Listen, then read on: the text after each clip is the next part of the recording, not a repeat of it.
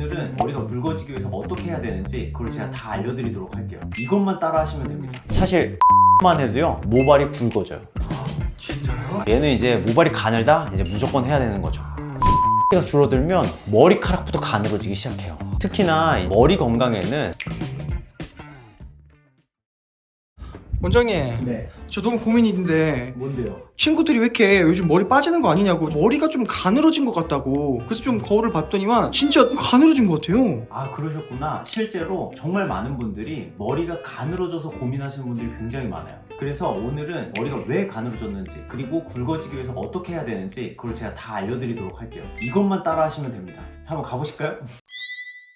원장님, 네, 모발 이게 가늘어지니까 바로 스트레스를 좀 받고 있거든요. 근데 모발 굵기가 중요한 이유가 있겠죠? 그쵸. 보통 이제 모발의 굵기가 얇아지면, 그러니까 가늘어지게 되면 우리가 그냥 보기에 숱이 되게 적어 보이고 또 볼륨감도 떨어진다고 느끼게 돼요. 게다가 모발이 가늘어지면 좀 의학적인 얘기이긴 하지만 성장기가 자꾸 짧아지다 보니까 다 자라기 전에 빠지거나 쉽게 끊어지는 그런 머리카락들이 늘어난다고 보면 돼요. 실제로 탈모라는 게 환자분들은 머리가 빠진다고 생각을 하거든요. 근데 그런 게 아니라 머리카락이 가늘어지는 게 가장 먼저 일어나는 단계예요. 아, 뭔가 가늘어졌다, 이때는 사실 탈모가 왔다고 생각하지 않는단 말이에요. 아, 요즘 왜 이렇게 머리카락이 가늘지? 이렇게만 생각하는데 그게 탈모라는 거예요. 병원에서 하는 관리들 대부분의 목표 척도를 모발의 굵기가 굵어지느냐 이런 걸로 보고 있단 말이에요. 그러면 더더욱 이제 알아야겠어요. 도대체 머리가 그럼 왜 가늘어지고 이렇게 힘이 없어지는 거예요? 굉장히 다양한 여러 가지 이유들이 있어요. 오늘 한번 제가 하나하나씩 다 짚어가면서 왜 이게 영향을 미치는지 다 알려드리도록 할게요. 첫 번째는 이제 두피의 염증이에요. 이게 두피 염증이라고 하면 염증이 왜 생겨? 이런 생각을 많이 하실 텐데, 우리 흔히 지루성 두피염이라고 하잖아요. 그러니까 이 두피염자가 이제 염증이 있다라는 건데, 가렵거나 뾰루지가 났거나 긁다가 뭐 터져가지고 진물이 생기거나 약간 이런 염증들이 반복되면 반복될수록 머리카락 뿌리인 모낭 주변의 조직이 약해질 수밖에 없어요. 머리에 기름기 많은 사람? 이런 분들이 약간 지루성 두피염 의심해 볼 수 있는 분들인 거죠. 그렇죠. 그러니까 예를 들어 아침에 머리를 감았는데 저녁에 또 뭔가 기름 져가지고 또 감아야 되는 거를 느껴지는 사람이라면 지루성 두피를 굉장히 의심할 수가 있고, 거기에 이제 뭐 가렵거나 뭐 이제 뭔가 뾰루지가 올라오거나 여드름이 나거나 이런 증상이 있으면 아, 내가 지루성 두피염을 겪고 있구나 라고 생각하시면 돼요. 그래서 이런 지루성 두피 그리고 지루성 두피염을 가지고 계신 분들이 이런 염증들이 반복되거든요. 반복되면 어떤 일이 일어나냐면, 보통 모낭이 튼튼하고 건강해지려면 그쪽에 산소라던가 영양소들이 충분히 공급이 돼야 되는데, 염증이 만성화되면 혈류가 공급되는 것들을 방해하다 보니까 영양소라던가 산소 공급을 좀 제한받을 수가 있어요. 그러면 이제 성장기를 충분히 거치지 못하다 보니까 가늘어지는 현상들이 계속 발생할 수 있는 거죠. 이 지루성 두피염이라는 건 완치가 될 수 있는 질환이 아니에요. 그러니까 만성적이고 반복적인 질환이거든요. 그래서 매일매일 관리를 해줘야 되는 영역이에요.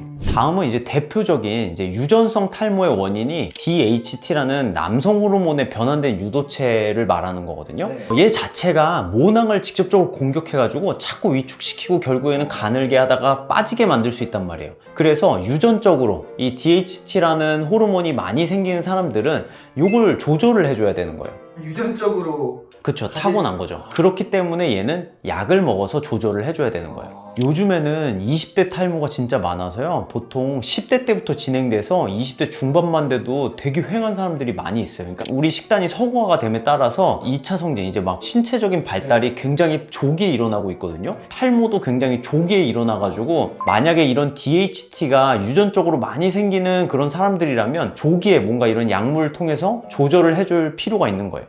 세 번째는 이제 스트레스에 의한 탈모, 정확히는 이제 면역력 저하로 인해서 이제 탈모가 생기는 과정인데요. 우리가 막 스트레스 받고 막 예를 들어 뭐 이직을 했거나 뭐 이별을 했거나 사별을 했거나 막 이렇게 막 극심한 스트레스를 받으면 우리 몸에서는 스트레스 호르몬이 나와요. 그게 이제 코티솔이라는 거예요. 근데 얘가 분비가 되면 면역력이 떨어져요. 그래서 우리가 스트레스를 너무 장기간 오랫동안 받게 되면 우리 몸에 코티솔이 많이 분비가 되니까 면역이 오히려 떨어져서 이게 곧 염증을 막 야기시키는 상태가 되는 거예요. 그러면 아까 말했던 것처럼 염증이 많아지면 혈류가 충분히 공급이 안 되고 산소 공급이 안 되니까 모낭이 위축돼서 가늘어지다가 빠지는 과정을 반복하게 되는 거죠. 스트레스 받으면 확실히 머리털이 확확 빠져요. 근데 이제 얘는 주된 명칭은 휴지기 탈모라고 해서 초기에는 머리털이 가늘어지지 않으면서 그냥 빠지기만 해요. 근데 이게 장기간 되면 아까 말했다시피 염증이 자꾸 쌓이면서 혈류라던가 영양소 공급이 잘 안 되니까 머리카락이 가늘어지는 것도 같이 동반이 됩니다.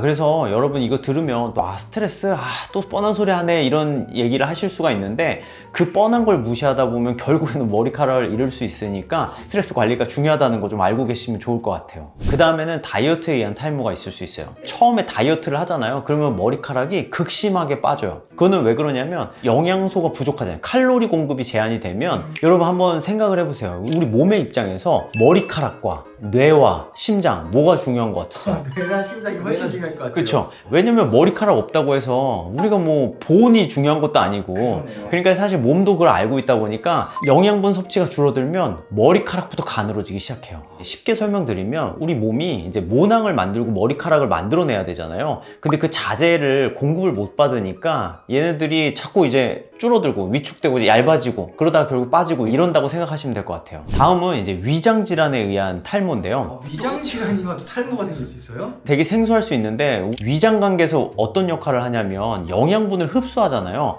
근데 그 흡수하는 역할에 문제가 생긴 질환을 갖고 계신 분들은 아까 말했다시피 모낭, 모발 이런 것들을 만들기 위한 자재가 필요하다 그랬잖아요. 그 자재를 위장관을 통해서 위나 장에서 흡수가 안 되니까 당연히 모발을 만들기 어려울 거 아니에요. 그래서 가늘어지다가 빠지는 경우가 또 있을 수 있어요. 대표적인 질환을 몇 개 말씀을 드리면 염증성 장질환이라고 장에 염증이 끼는 거예요. 쉽게 말해서. 그러면 이제 장에서 염증이 너무 많으니까 영양분을 흡수하는 게 원래 본래 역할인데 그 역할을 잘 못할 거 아니에요. 그리고 또 이제 과민성 대장증후군처럼 설사라던가 변비 이런 것들을 반복하다 보니까 설사를 자꾸 하는 그 타이밍에서는 충분히 영양분을 흡수를 못할 수 있기 때문에 이게 모발을 만들 수 있는 그런 영양소가 부족해질 수가 있는 거죠. 본인이 탈모가 아니어도 장 건강 좀 꼭 관심을 가지셨으면 좋겠습니다. 그리고 이제 마지막으로는 먹는 여드름약 때문에 탈모가 오는 경우가 있어요. 아니 여드름약 때문에 탈모가 올 수가 있어요? 이게 사실 되게 생소하잖아요. 네. 근데 요즘에 여드름약 드시는 분들 생각보다 많아요. 남자들도 진짜 많아요. 먹는 양이 뭐 하루에 한 알 먹는 사람이 있고 뭐 간헐적으로 막 2, 3일에 한 번씩 먹고 뭐 이런 경우가 있긴 하지만 장기적으로 계속 복용하다 보면 가역성 탈모가 일어날 수가 있어요. 가역성 탈모가 뭐예요? 먹는 동안에는 빠졌다가 다시 끊으면 이제 돌아온다곤 하는데 보통 먹는 여드름약을 드셔보신 분들은 다들 아실 텐데 입부터 막 온 얼굴이 다 건조해지거든요. 그러다 보니까 두피에 있는 모낭 주변에도 다 건조해지다 보니 모낭이 약화되고 또 모발이 가늘어지고 끊어지기 쉬운 상태가 되는 거예요. 처음에는 그냥 빠지기만 하지만 이게 장기화되면 가늘어지는 것도 발생할 수가 있습니다. 제가 진짜 중요한 머리카락 가늘어지는 요인 하나를 빼먹었어요. 어떤 거예요? 담배입니다. 담배! 담배는 진짜 이 탈모 치료의 절대 악이에요. 절대 악. 흡연자들은 저희 병원에는 일단 출입도 안 되고요. 그 다음에 치료도 안 되고 이식 수술도 안 해드려요. 그 정도로 담배는 정말 중요한데 사실 금연만 해도요 모발이 굵어져요. 진짜요? 이거는 제가 되게 많은 환자분들을 통해서 경험을 했던 이야기예요. 담배가 그렇게 머리 안 좋네요. 그쵸? 반대로 이렇게 가늘어진 모발을 굵게 만들 수 있는 그런 좋은 방법들도 있나요? 그럼요. 제가 지금부터 이제 모발이 굵어지는 방법을 전부 다 알려드리도록 할게요. 일단은 가장 기본적으로 DHT라는 모낭을 직접적으로 공격해서 모발을 가늘게 만드는 원인 물질이 있다 그랬잖아요. 얘를 줄이는 치료를 먼저 해야 돼요. 그러기 위해서는 먹는 탈모약을 복용을 해야 되는 거예요. 프로페시아, 아보다트 이게 상품명이 대표적인 건데 사실 간혹 환자분들이 이거 먹으면 남성 호르몬이 줄어드나요? 이런 얘기들을 많이 하시는데 그렇진 않아요. 얘가 호르몬을 막 직접적으로 줄이는 건 아니고 남성 호르몬이 DHT로 전환이 되는데 관여하는 효소가 있어요. 걔를 차단하기 때문에 호르몬을 막 조작한다고 막 엄청 걱정하시는 분들이 있는데 그런 고민하지 마시고 얘를 복용을 통해서 DHT 양을 좀 조절을 하시게 되면 직접적으로 모낭이 공격받는 일은 많이 줄일 수 있기 때문에 탈모 관리가 굉장히 수월할 겁니다. 그리고 사실 이 먹는 탈모약은 탈모 치료에 있어서 거의 8할 한 9할까지 그 비중을 쳐도 절대 이제 적지 않은 비중을 차지하고 있거든요. 그래서 저는 환자분들한테 만약에 탈모약을 안 먹고 뭐 주사 치료니 뭐니 막 뭐 레이저 치료니 하고 싶다라고 하면 밑 빠진 독에 물 붓는다라고 꼭 표현을 해서 말씀을 드리거든요. 그만큼 탈모약 없이 다른 치료하는 건 진짜 의미 하나도 없습니다. 그래서 제일 첫 번째도 말씀해 주셨네요. 그쵸. 가늘어지는 원인 중에 하나로 이제 처음에 두피 염증을 말했잖아요. 네. 사실 우리 머리에 뾰루지 나고 가렵고 이런 증상들은 굳이 탈모가 아니어도 누구나 다 겪는 거잖아요. 그래서 두피의 염증이라고 하는 거는 사실 우리가 매일매일 하는 그 샴푸 때문에 염증이 생기는 경우가 굉장히 많아요. 그래서 설페이트 계면활성제라는 샴푸의 주 계면활성제가 있는데 얘가 오히려 두피의 염증을 야기하는 경우가 많이 있거든요. 그래서 만약에 내가 지루성 두피 아니면 지루성 두피염을 겪고 있거나 아니면 뭐 머리카락이 간지럽거나 아니면 탈모를 예방하고 싶다면 요런 계면활성제가 빠진 샴푸를 바꿔주시게 되면 두피 염증을 굉장히 많이 낮출 수가 있습니다. 댓글에도 있고 저도 궁금했었던 건데 설페이트 없는 거 찾다 보니까 설포네이트 뭐 이런 식으로 적혀 있는 거죠. 이것도 안 좋은 거예요? 아니요, 설페이트라고 딱 네 글자 있는 것만 빼면 되고 설포네이트는 괜찮은 겁니다. 그리고 예를 들어 두피 염증이 이미 생긴 사람들 있잖아요. 그러니까 지루성 두피였는데 실제로 막 지루성 두피염까지 돼서 뾰루지가 생기고 막 가렵다고 긁다 보니까 터져가지고 막 진물 나고 막 이런 분들은 이미 염증이 있는 거란 말이에요. 그럴 때는 그냥 이 계면활성제만 바꾸는 게 아니라 징크피리치온이라고 아예 두피 염증을 낮출 수 있는 그런 성분이 함유된 샴푸를 사용을 하시게 되면 훨씬 증상 개선이 빨라질 겁니다. 얘는 약이 아니기 때문에 매일매일 하는 거잖아요. 그래서 꾸준히 하는 게 굉장히 중요하고 하다 보면 이게 언제 좋아졌지? 증상이 사라졌네? 이렇게 느끼실 거예요. 아까 제가 이게 스트레스에 의해서 탈모가 일어난다고 했잖아요. 이게 곧 면역도 떨기고 그러면서 이제 모낭도 약화시키고 이러다 보니까 스트레스 관리가 굉장히 중요한데 많은 사람들이 이렇게 생각해요. 뭐 스트레스 안 받고 어떻게 살아? 근데 이 스트레스를 안 받을 수는 없는데 받았을 때 어떻게 해소할 건지는 진짜 굉장히 중요한 것 같아요. 스트레스 받으면 고민하고 신경 쓰고 막 그러잖아요. 근데 이제 그런 고민이나 신경을 쓰는 게 전전두엽에서 주로 일으키는 건데 얘를 쉬게 해주는 경험을 하는 게 전체적인 스트레스 레벨을 떨기는데 굉장히 중요해요. 그러니까 예를 들어 어떤 때가 그러냐면 싸움을 한다고 생각을 해보세요. 누구랑 막 싸우고 있는데 어제 나 그거 결제 안 했는데 막 이런 고민할 겨를이 없잖아요. 지금 내가 이거 못 피하면 한 대 맞는 거잖아요. 그게 사실 우리 뇌한테는 굉장히 좋은 경험인 거예요. 왜냐면 머리를 쉬게 해주는 거잖아요. 그래서 저는 그런 스트레스 관리, 예를 들어 뭐 내가 상사 때문에 스트레스 받으면 사실 상사가 바뀌기 전에 그거 해결될 수 있는 일은 아니잖아요. 근데 그렇다고 그걸 나는 스트레스를 받을 수밖에 없는 사람이야 이럴 게 아니라 내가 스트레스 수준을 낮추려면 그 스트레스 상황 이외에서 머리를 쓰지 않는 시간을 좀 늘려나가는, 그러니까 예를 들어 취미를 통해서 거기에 몰입하는 경험을 가지시게 되면 이게 스트레스 수준을 많이 낮출 수가 있어요. 저는 복싱을 한 지가 이제 한 2년 가까이 되는데 원래 헬스할 때는 잡생각이 진짜 많이 들었거든요. 그러니까 막 무게를 치더라도 내가 깔려 죽을 정도의 무게가 아니면 오늘 저녁에 뭐 먹지? 막 이런부터 막 자꾸 잡생각이 끼어든단 말이에요. 근데 복싱을 할 때 좋은 점은 뭐냐면 내가 지금 안 막으면 한 대 맞는단 말이에요. 그때 저녁 생각할 수 없잖아요. 진짜 그때 그쵸, 저녁 생각도 안 들고 안 맞아야지 이 생각밖에 안 드니까 사실 요즘 러닝이 엄청 뜨잖아요. 그것도 같은 이유인 것 같아요. 이게 처음에 뛰다 보면은 잡생각이 많이 드는데 숨이 턱까지 막 이렇게 가득 찰 때는 그때는 이제 아무 생각도 안 드는 거예요. 힘들다 머릿속에 힘들다로만 가득 차니까 오히려 이게 스트레스 수준이 낮아지더라고요. 그래서 이런 취미 생활을 통해서 스트레스 관리를 해보시면 탈모에도 모발이 가늘어지는데도 굉장히 큰 도움이 됩니다. 그리고 다음은 이제 다이어트를 하게 되면 모발이 가늘어질 수 있다고 했잖아요.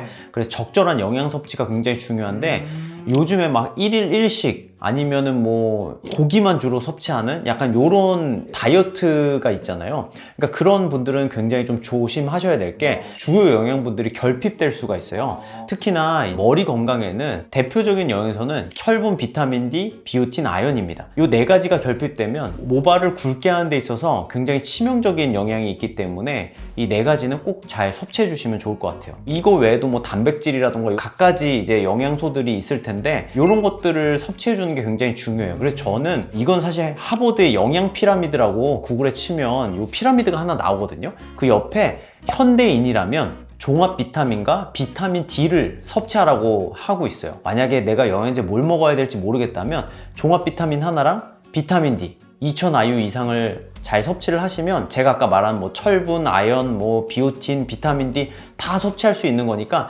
탈모 외에서도 모든 걸 다 해결해 줄 겁니다. 영양소 관련된 거는. 다음은 이제 미녹시딜 도포예요. 아, 미녹시딜 많이 들어봤는데. 그쵸? 네. 우리가 아까 이제 가늘어지는 이유에서 영양분이랑 산소 공급이 적어져가지고 모낭이 약화된다 이런 얘기를 했잖아요. 네네네. 이 미녹시딜이 얘를 직접적으로 해결해 줄 수가 있어요. 오, 어떡해요? 미녹시딜은 혈관 확장제예요. 혈관을 열어주니까 이쪽으로 가는 산소라던가 영양소 공급이 많아질 거 아니에요. 그래서 이제 모낭 자체를 활성화시켜 줄 수 있기 때문에 아까 앞에 말씀드렸던 것들은 대부분 다 예방적인 문제고 모발에 간접적으로나마 도움이 되는 부분들을 설명을 드렸다면 이 미녹시딜을 도포한다는 건 얇아진 걸 직접적으로 굵게 만들겠다라는 방법이라고 생각하시면 될 것 같거든요. 이건 뭐 다른 거 하면서도 병행하면 시너지가 더 나겠네요, 그러면. 그쵸, 얘는 이제 모발이 가늘다? 이제 무조건 해야 되는 거죠. 이게 사실 환자분들이 보통 한 2주 하다가 멈추시는 분들이 굉장히 많아요. 근데 얘는 한 3개월에서 4개월까지는 쉐딩을 겪어요. 그러니까 오히려 머리카락이 더 빠져요. 그러다가 한 6개월 넘어가서부터 이제 조금씩 좋아지다가 한 1년 정도는 돼야 비포 애프터를 해봤을 때 좋아졌구나 이런 느낌이 들 겁니다. 꾸준히 매일매일 하시는 게 굉장히 중요합니다. 그리고 마지막은 이제 이거저거 다 했는데 도저히 막 머리카락이 안 굵어진다. 그때는 이제 병원에 오셔가지고 좀 도움을 받으셔야 되잖아요. 요즘에는 두피 보톡스라는 게 있어요. 두피 보톡스를 맞아요? 네, 두피 보톡스는 또 뭐냐면 아까 제가 이제 말씀드렸던 기전 중에 하나를 이제 개선시켜주는 역할을 하는데 염증이 많으면 성장기가 짧아지고 휴지기가 길어져서 모발이 가늘어진다는 얘기를 했어요. 근데 그 염증 인자를 직접적으로 낮춰주는 역할을 해요. 두피에 주사로 보톡스를 이렇게 놓게 되면은 그 염증 수치가 떨어지면서 모발이 막 굵어집니다. 우와. 그래서 만약에 뭐 가정에서 할 수 있는 것들을 다 해봤는데도 뭔가 효과가 없다라고 하면은 그때는 이제 병원에 오셔가지고 뭐 주사 치료라던가 레이저 치료를 같이 병행하게 되면 굉장히 좀 개선을 많이 느낄 수 있습니다. 원장님은 이제 실제 이런 환자분들이나 주변 사례들을 이 업을 하시니까 많이 봐오셨을 거 아니에요? 그쵸. 실제로 머리 가늘었던 분도 굵어지는 경우 많이 보셨죠? 그쵸. 너무 많죠. 저희가 요즘에 주사치료 맛집으로 좀 소문이 나가지고 오시는 분들이 굉장히 많은데 가발 쓰시는 분들도 되게 많이 와요. 근데 가발 쓰시는 분들 대부분이 정수리가 굉장히 가늘어져 있거든요. 근데 이제 그런 분들이 한 6개월에서 8개월 정도 지나면 가발을 벗는 준비를 할 정도로 모발이 굵어지는 경우가 굉장히 많아요. 이분이 원래 가발 쓰시던 분이에요. 그래서 유독 요 가운데만 좀 길이가 짧아요. 가발을 썼기 때문에. 근데 이제 저랑 치료하고 한 8개월 지나서 모발이 굉장히 건강해졌어요. 아직 다 끝난 분은 아니긴 한데 이제는 가발을 벗어야겠다라는 얘기를 하시면서 준비를 하고 있어요. 왜냐면 사실 가발 벗는데도 용기가 좀 필요하거든요. 탈모약 없이는 밑 빠진 독에 물 붓기라고 했잖아요. 일단 탈모약을 먼저 복용을 하고요. 그러면 일단 밑이 막힌 거예요. 그럼 거기에 영양분을 이제 넣어줘야 될 거 아니에요. 네. 그래서 뭐 이제 영양제도 당연히 복용을 하게 되면서 아까 말씀드렸다시피 샴푸를 바꾸고 뭐 이런 것들은 당연히 기본으로 하면서 병원에 오셔서 아까 말씀드렸던 보톡스 치료 있죠. 그걸 통해서 이제 염증 인자를 낮추니까 서서히 이제 모발들이 굵어지기 시작했던 거죠. 저 같은 경우는 사실 뭐 이거저거 다 하죠. 뭐 어릴 때부터 안 받은 시술이 없을 정도로 프로페시아도 먹고 그 다음에 또 이제 미녹시딜도 도포하고 하는데 제가 너무 막 요즘에 수술도 막 늦게까지 있고 진료하느라 막 밥도 거르고 이러다 보니까 머리카락이 굉장히 얇아졌었던 적이 있었어요. 네. 내가 그래도 탈모 병원장인데 어떡하지? 저는 보톡스 주사도 이제 여러 번 맞긴 했었거든요. 근데 이제 그때는 그걸 누구한테 놔달라고 할 어디 갈 만큼의 시간도 안 나는 거예요. 그래서 밥을 잘 못 먹으니까 제가 아까 말했던 하버드의 영양 피라미드에 나와 있는 뭐 종합 비타민, 비타민 D 이런 것들을 잘 챙겨 먹기 시작하면서 모발들이 굉장히 건강해지는 경험을 많이 했어요. 영양제 연구라는 게 신빙성을 갖기가 굉장히 어려워요. 왜냐면 이 영양제를 먹는다고 해도 우리 밥에도 다 영양소가 들어가 있잖아요. 그러니까 이게 단독으로 정말 효과가 있었을까라는 거를 입증하는 과정이 굉장히 어렵다 보니까 영양제 자체를 신뢰하지 않는 경우가 굉장히 많아요. 저도 뭐 그런 사람들 중에 하나였는데 그냥 그때는 이제 나도 이제 죽겠으니까 이제 뭐라도 해야겠다 해가지고 하게 됐었는데 굉장히 효과가 좋아가지고 지금은 꾸준히 영양제를 잘 챙겨 먹고 있습니다.